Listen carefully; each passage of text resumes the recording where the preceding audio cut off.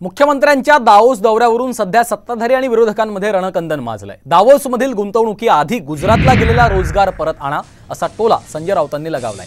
Ambulance घोटाळ्यावरून देखील राऊतांनी सत्ताधाऱ्यांना लक्ष केलं। दावोस दौरा यशस्वी झाला, तिथल्या कंत्राटांमुळे राज्यातील 2 लाख तरुणांना रोजगार मिळेल असा दावा मुख्यमंत्र्यांनी केला होता।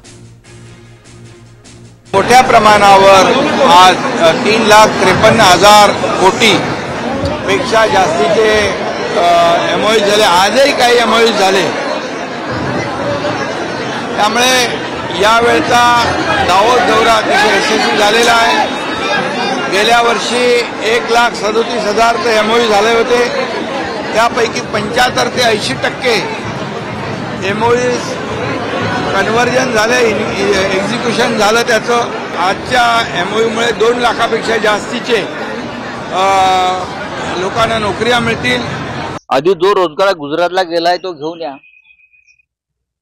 मुंबईतून महाराष्ट्रातून मोठ्या प्रमाणामध्ये आपली अर्थव्यवस्था आणि आपला रोजगार हा गुजरातमध्ये हिसकावून नेण्यात आला। त्यांच्या मंत्रिमंडळातला 8,000 कोटीचा ॲम्ब्युलन्स घोटाळा।